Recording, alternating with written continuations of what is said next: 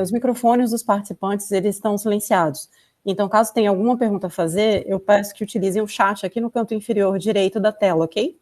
O Cristiano vai responder algumas perguntas ao final da apresentação e nos próximos dias a gente envia para vocês por e-mail as respostas de todas as perguntas feitas, ok? Agora a gente já pode dar início, tá, Cristiano? Tá joia, obrigado, Carla. Boa tarde, pessoal. Quando eu carrego a apresentação de hoje, o pessoal me pediu para fazer uma breve apresentação aí sobre a ISH. A ISH é um integrador muito focado em segurança, está aí com 23 anos no mercado. A matriz é capixaba, é de Vitória. A gente tem hoje presença em São Paulo, Brasília, Rio de Janeiro e Belo Horizonte. Os nossos serviços são principalmente divididos em 3 grandes áreas: data center, infraestrutura e a parte de segurança. Na parte de segurança é onde se encaixa o GRC. A gente está aí com mais de 150 técnicos trabalhando direto, além do restante da equipe. E uma das principais referências que eu posso dar para vocês a respeito da ISH é a nossa posição no ranking dos top MSSP provider globais, né, onde a ISH é o principal grupo brasileiro. A gente ficou na 33ª posição entre os MSSPs, a gente ficou entre a Cisco e a Symantec. Como é uma apresentação curta, como vocês com certeza perceberam, eu vou tentar acelerar um pouquinho o conteúdo aqui, mas é importante a gente receber de vocês também depois os comentários, tá? Esses webinars são uma iniciativa nova da ISH, então qualquer sugestão que vocês derem para a gente a respeito do formato, das possibilidades, ou sugestões de novos assuntos, novos temas, são bem-vindas, tá? Dando início, então, à apresentação, a ideia é que a gente fale um pouquinho sobre LGPD, mas de um jeito diferente, né? Tá todo mundo já meio cansado de ouvir falar de LGPD, o pessoal fala bastante, a gente escuta muita gente conversando sobre o que é, o que não é, sobre o que a NPD vai fazer, o que não vai. É um monte de conjectura que a gente tem e muito pouca coisa e na prática como isso funciona. Na prática, a implementação vai ser a implementação de um grande programa que vai atingir diversas disciplinas que hoje as empresas já executam de uma maneira ou outra. E aí a ideia é que a gente pegue um estudo de caso baseado num vazamento recente e foque um pouquinho em como a gente conseguiria ajudar ou se precaver em relação ao que aconteceu nesse estudo de caso. O caso que a gente vai estudar, com certeza vocês ficaram sabendo aí, grande parte do mercado tomou conhecimento, né, desses 250 GB de dados bancários que vazaram ali por meados de julho, e que a grande maioria dos documentos fazia parte do acervo do Banco Pan, documentos de clientes do Banco Pan. E aí a gente dá uma olhadinha, mas beleza, então o Banco Pan foi o responsável, ele foi o causador. O que aconteceu? Por quê? De onde vieram esses dados? E aí a gente analisa um pouco mais em detalhes o que aconteceu. Né? Quais foram os documentos que foram vazados? Cara, tinha de tudo. Desde contratos, cópias de documentos pessoais, análises de operações de crédito, tinha bastante coisa. E era realmente a grande maioria do vazamento. Entretanto, existiam no meio dos documentos vazados outros documentos referentes a outras instituições financeiras. Então aí já fica uma pergunta, né? Mas não foi um vazamento do Banco Pan, por que o Banco Pan teria esses outros documentos? Esse é o ponto principal, né? Quando se investiga, quando se detalha um pouco mais sobre o que aconteceu, é que, na verdade, foi um correspondente bancário que utilizava um quarteirizado para armazenar os documentos referentes às contas que ele tomava conta do Banco Pan, e esse quarteirizado acabou sendo o alvo do vazamento do data breach. Ou seja, diretamente, o Banco Pan não teve muito como controlar essa situação. Porque, afinal de contas, era um terceiro dele, e esse terceiro contratando um quarteirizado. Mas os titulares forneceram os dados para os negócios do Banco Pan. E aí o Ministério Público não teve dúvidas, né? Em setembro abriu o inquérito para investigar esse vazamento e abriu o inquérito contra o Banco Pan. Né? E aí a gente pega nisso aí em relação... Qual é a relação disso tudo com a LGPD? Inicialmente, o Ministério Público não usou nada da LGPD para abrir esse inquérito, ele usou basicamente, simplesmente o direito à privacidade, que é um direito constitucional de todo cidadão, mas quando a LGPD estiver sendo aplicada ali a partir de agosto de 2020, caso tudo continue do jeito que está, a LGPD traz alguns princípios que têm que ser cumpridos para o tratamento das informações. Os primeiros princípios são aqueles que dizem respeito ao porquê que eu preciso desse dado, qual a justificativa para eu usar esse dado, eu realmente preciso ter esse dado? Já que esse dado é do titular, lembrando sempre isso, o dado nunca é da empresa, o dado é sempre do titular. A empresa pega esses dados emprestados para fazer para fazer os seus processos de negócio, as suas atividades de tratamento. E aí tem que passar primeiro por esses três princípios iniciais: finalidade, adequação e necessidade. A gente sempre usa como exemplo um cliente que a gente visitou, onde o RH possuía, entre os dados dos funcionários, a questão da religião que os seus colaboradores seguiam. Né? E aí a gente o que é a finalidade em relação a isso? Existe uma finalidade de negócio, né, para você usar esse dado? O coordenador do RH falou, olha, a gente usa esse dado para saber quando a gente tem alguns turnos de trabalho, a gente precisa saber se existem restrições na jornada de trabalho do funcionário, porque ele é de alguma religião. E a gente faz alguns eventos onde a gente precisa saber se existem restrições alimentares devido à religião. Então, beleza, passou pelo primeiro critério da finalidade. Ele passa pelo critério da adequação, porque com aquele dado realmente se consegue atingir a finalidade pretendida. Mas quando você bate no terceiro critério, necessidade, existe algum outro modo de eu atingir aquela finalidade sem usar esse dado pessoal, que além de tudo é um dado sensível? Foi o que a gente conversou com o nosso cliente, e aí recomendamos que ele trocasse aquele campo de dado sensível religião por 2 novos campos, onde ele controlaria restrições de jornada de trabalho e restrições alimentares dos seus colaboradores. Ou seja, você achou uma melhor maneira utilizando dados menos sensíveis para atingir a mesma finalidade. Isso serve também para os dados que foram vazados. Né? Então, todos aqueles dados que estavam armazenados, eles deveriam ter passado por esses critérios. Todos aqueles dados realmente eram necessários para atingir aquela finalidade? Não sei, isso aí depende de toda uma investigação que, com certeza, o Banco Pan fez após o vazamento. Mas sendo esses dados, então, eu tendo justificado a utilização deles, e entendendo que eles não são meus, eu preciso garantir que o titular consiga exercer esses 3 outros princípios. Que ele tenha livre acesso aos dados que eu estou tratando dele, então eu consiga dizer para ele exatamente o que eu tenho dele, por quanto tempo eu vou estar usando e para quê. Eu tenho que permitir que ele corrija os dados que estejam errados e tenho que dar transparência aos titulares sobre tudo que eu faço com os dados dele, inclusive com quem eu estou compartilhando esses dados.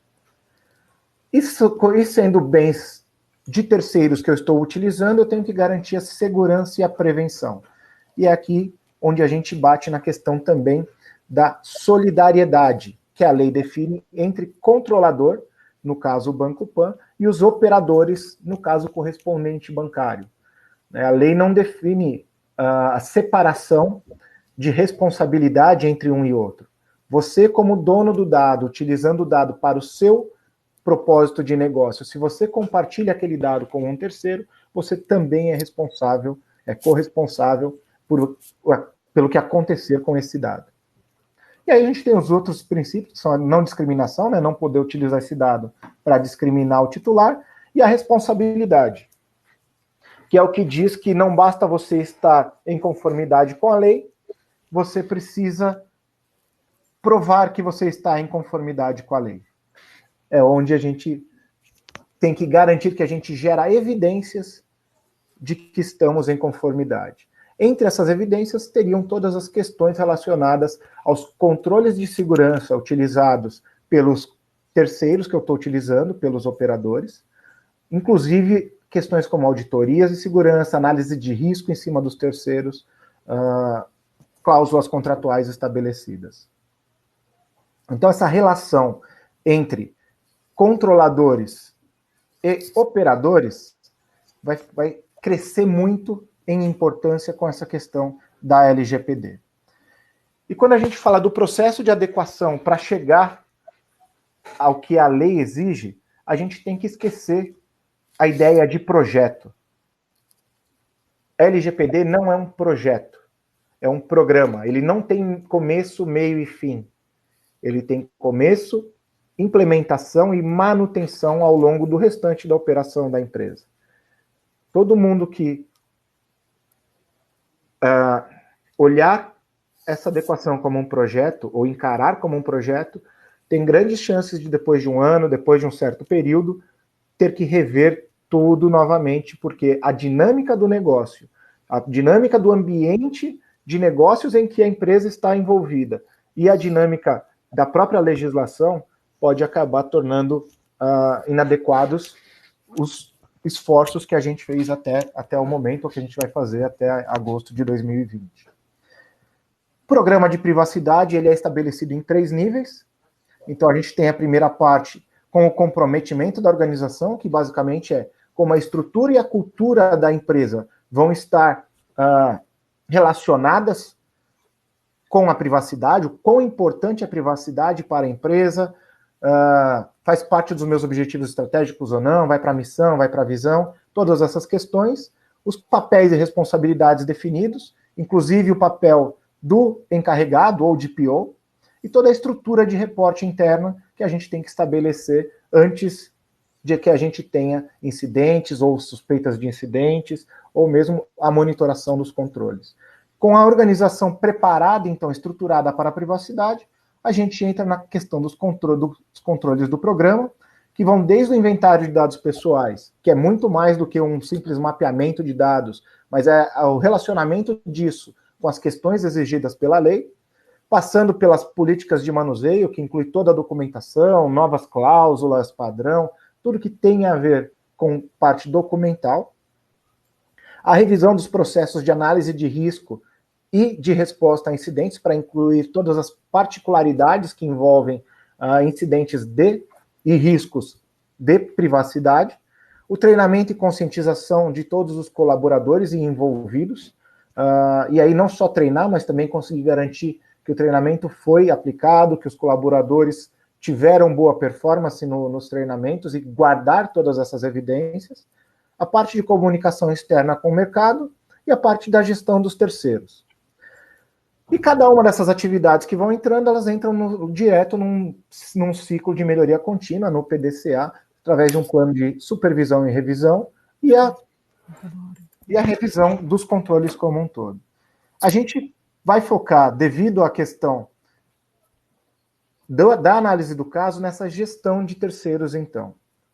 A gente vai focar bastante nesse risco que todas as empresas passam a correr de acabarem sendo envolvidas em incidentes que não estão exatamente sob sua responsabilidade, sob seu poder. Né? Estão sob sua responsabilidade, mas não sob seu poder. Quando a gente fala de terceiro, então,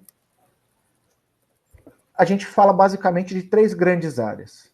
O ecossistema, que é como os terceiros se envolvem nos seus processos produtivos e o quão importante eles são dentro desse processo. Toda a estrutura de contratação desses terceiros e a parte de governança. Como eu, então, monitoro e garanto a aderência desses terceiros ao que é necessário para a operação da minha empresa.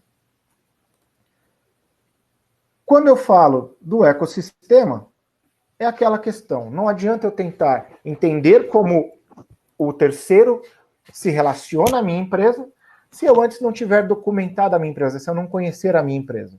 Então é fazer o dever de casa e realmente documentar toda a estrutura, todo o impacto, todos os processos, identificar a criticidade de cada um dos processos de negócio da minha empresa, como cada elemento se relaciona para que esses processos sejam executados da melhor maneira possível, inventariar todos os terceiros, identificando e entendendo onde eles entram nas minhas cadeias produtivas, onde eles são importantes como parte dos meus processos de negócio, e mais que isso, inventariar o que esses terceiros que são críticos, quem são os terceiros que eles utilizam para fazer parte do que eles precisam para mim. É uma questão que hoje em dia pouquíssimas empresas têm mapeada, mas esses quarteirizados podem trazer um risco agregado muito grande para o negócio. Se eu tenho 2 provedores terceiros que me proveem um serviço, eu tenho 2 para manter uma resiliência, para ter uma redundância em relação ao meu processo de negócio.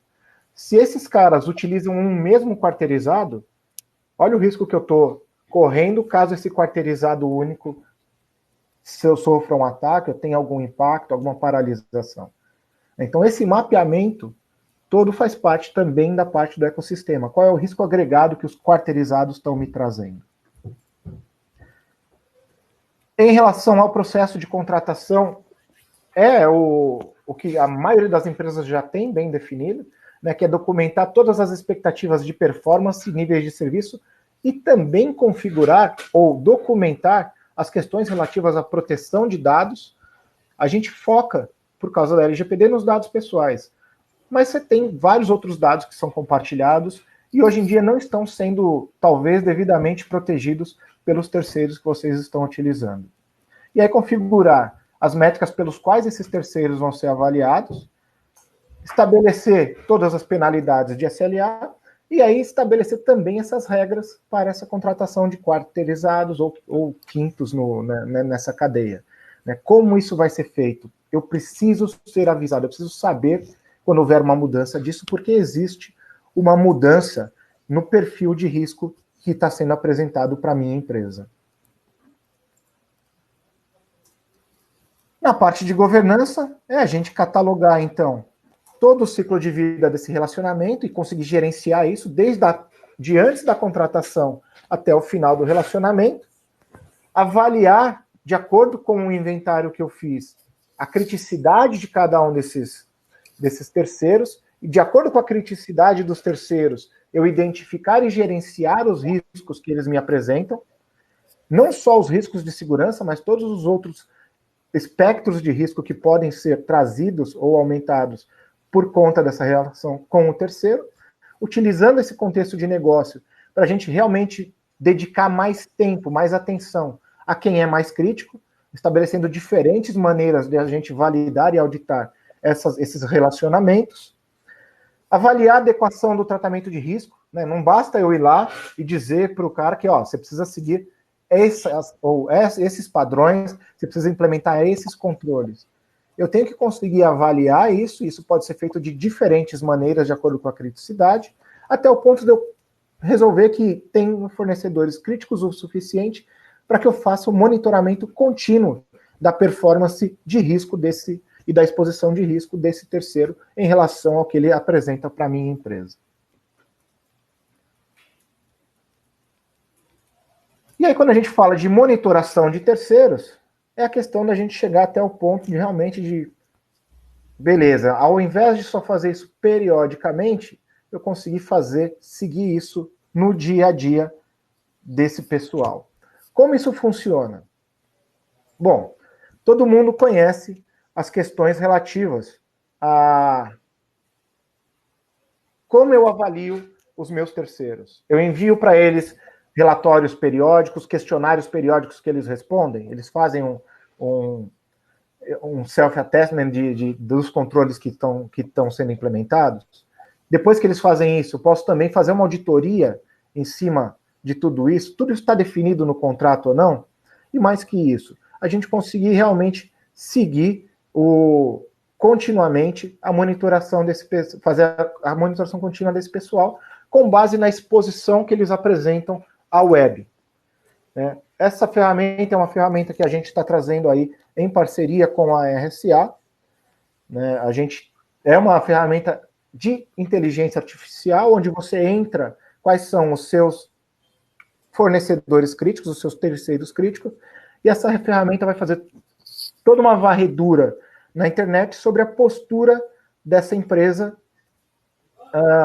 a respeito de como está o comportamento deles em 10 diferentes categorias de risco.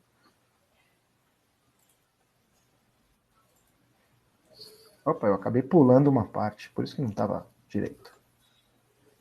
Desculpa, pessoal. Como eu disse, é um programa novo que a gente está testando e essa é a primeira apresentação, eu acabei pulando demais aqui. Então, agora faz sentido. Então, como a gente consegue usar a inteligência artificial para ajudar nessa questão da gestão de terceiros? Desde a análise pré-contratual, a gente já consegue utilizar a inteligência artificial. Hoje, o que acontece é que muita gente avalia o risco dos terceiros como último passo antes da contratação. Então, eu faço lá a minha RFP, eu faço o meu edital.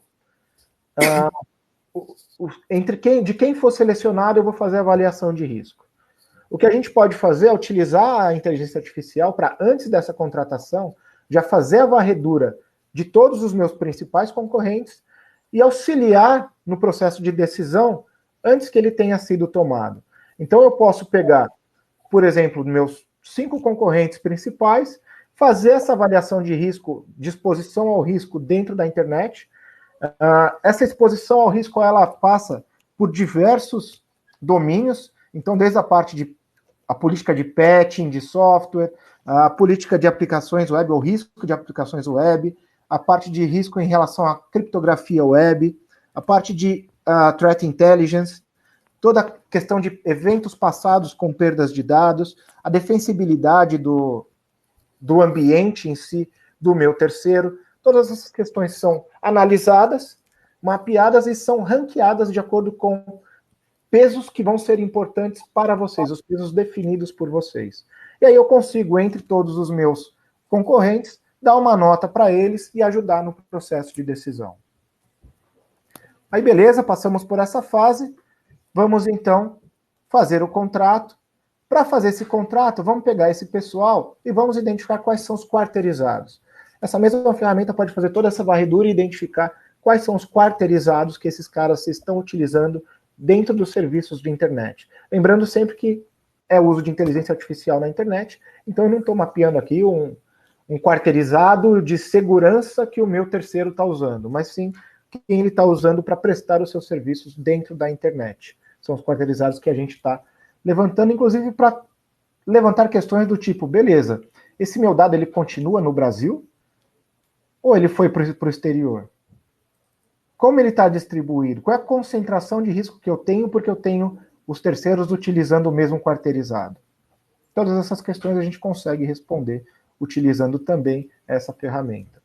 A questão da monitoração de terceiros, né? Então aqueles que são críticos, a gente fazer a monitoração contínua. E da mesma maneira que a gente comentou de fazer avaliações pré-contratação, a gente pode fazer avaliações pré-aquisição. As empresas passam por processos de fusão e aquisição constantemente. Por que não incluir uma avaliação pré-aquisição, um due diligence automatizado, inteligência de mercado, não para que você decida se vai ou não comprar a empresa, mas que precifique essa empresa de maneira adequada, para que você saiba o que você está comprando, ao invés de ter uma surpresa em relação a essa questão de exposição ao risco cibernético. E, por último, possibilitar que tudo isso seja feito de maneira centralizada, onde o meu responsável pelos suprimentos, ou o meu responsável por compliance, consiga ter um painel onde ele consiga visualizar todo o risco agregado de todos os meus terceiros, ou que o meu gerente de uma área de negócios consiga ver quais os riscos que os terceiros estão levando para os processos dos quais ele é responsável. Vamos distribuir essa questão da responsabilidade pelo risco, que afinal de contas não é da questão, não é da área de TI, não é um risco da área de TI, mas sim um risco que o negócio como um todo está sofrendo. A gente consegue ajudar vocês em relação a isso. O horário, o prazo de duração do webinar que a gente resolveu testar primeiro é esse tempo aqui, em torno de 25 a 30 minutos. Eu espero que vocês tenham conseguido ter uma ideia geral de quais são as questões que vão ser importantes no relacionamento com os terceiros, quão grande é esse desafio da gestão de terceiros, principalmente em empresas com parceiros mais distribuídos, e como a inteligência artificial pode ajudar vocês nessa questão da monitoração proativa dos seus riscos. Aí eu vou pedir agora, então, vou dar uma olhada no chat para responder algumas perguntas e a gente encerra em seguida. Mesmo que eu não consiga responder a todas as perguntas que foram feitas, a gente responde elas depois e envia para vocês no final.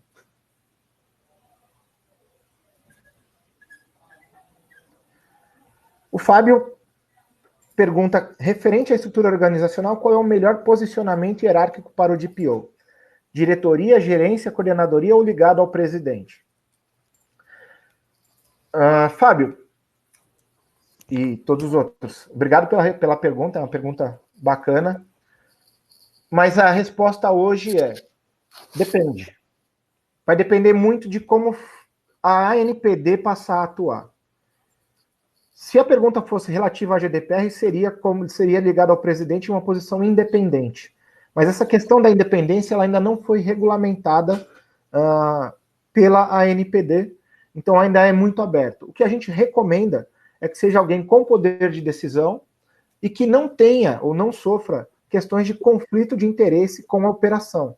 Porque muitas vezes as questões de responsabilidade de privacidade, ela vai se opor ao negócio.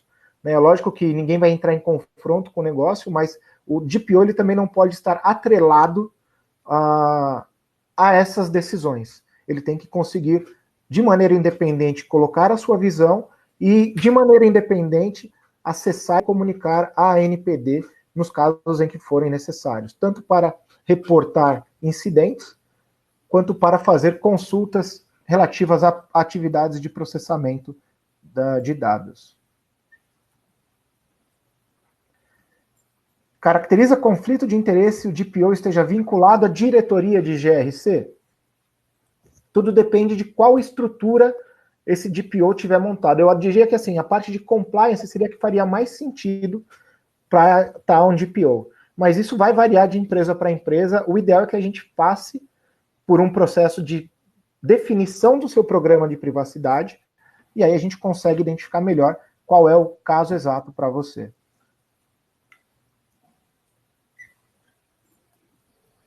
Quem mais?